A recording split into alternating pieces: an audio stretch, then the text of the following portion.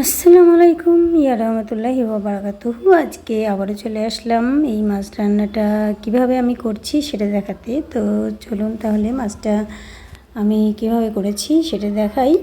তবে এই মাছটার নাম অনেক রকমভাবে জানেন, আমিও সঠিকভাবে জানি না। তবে এই মাছটা পাবদা মাছ বলা হয় মনে হয়, আমাকে একজন কমেন্ট করে বলেছে আমার একটা বন্ধু। তো যাই হোক, পাবদা মাছ। আর আমি তো আগে মাছের নামই জানতাম না, এখন তাও একটু শিখেছি। কেননা ছোটোবেলাতে মা মাছ রান্না করতো, খেয়ে নিতাম। কী মাছ অত আর জানতাম না, আর মাছের পেটি ছাড়া আর কিছু খেতাম না। তো এখন যাই হোক, সব রকম মাছই খেতে শিখেছি। তো মাছগুলোকে পরিষ্কার করে ধুয়ে নিয়ে যা কিছু মশলা লাগে সব কিছু মশলা এখানে মাছের উপরে দিয়ে দিলাম। তো দেখছি একেবারে খুব সুন্দর লাগছে, ফুলের মতো।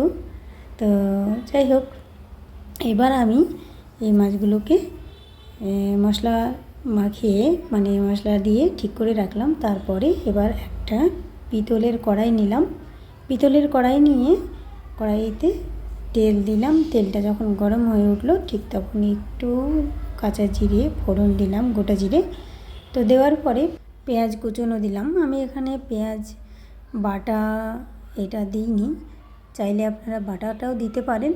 তো আমি এখানে বেশি করে একটু সরু সরু করে পেঁয়াজ কেটে নিয়েছি, আর 2-3টে কাঁচা লঙ্কা চিড়ে আমি এর মধ্যে দিয়ে দিয়েছি। তো দেওয়ার পরে একটু ভালোভাবে নাড়াচাড়া করে নিতে হবে। নেওয়ার পরে পেঁয়াজের কালারটা চেঞ্জ হবে, আর যখন দেখতে হবে একটু পেঁয়াজগুলো আরও সরু হয়ে গেছে ভাজার পরে, ঠিক তখনই জানতে হবে যেটা হয়ে গেছে।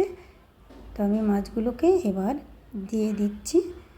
তো দেওয়ার পরে একটু ভালোভাবে হালকা করে নেড়ে নেব। খুব বেশিক্ষণ নাড়লে কিন্তু হবে না, তাহলে মাছগুলো ভেঙে যাবে।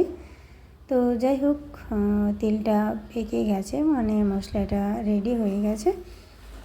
তো এইভাবে আমি কিছুক্ষণ নাড়াচাড়া করে এবার আমি জল দিয়ে দেব। তো জলের পরিমাণটাও খুব বেশি দিলে হবে না, অল্প পরিমাণ দিতে হবে। আর এই মাছটার ঝোলটা অল্প পরিমাণ থাকতে হবে, তাহলে খুব সুন্দর লাগবে খেতে।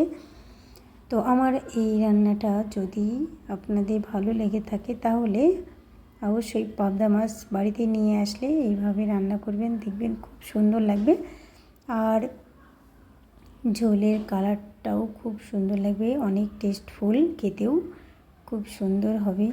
তো যাই হোক, আমি এভাবেই ঠিকঠাক জলটা দিয়ে মাছগুলোকে সব ঝোলের মধ্যে ডুবিয়ে দিলাম। দেওয়ার পরে একটু ঢাকা দিয়ে রাখবো।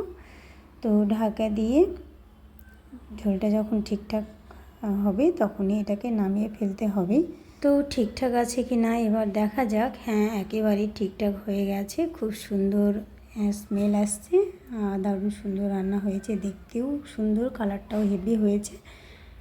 তো আমার রান্নাটা প্রথম থেকে লাস্ট অবধি যে ধৈর্য ধরে দেখলেন তার জন্য আপনাদের অসংখ্য ধন্যবাদ রইল। ভালো থাকবেন, সুস্থ থাকবেন, আর আমাদের জন্যও দোয়া করবেন।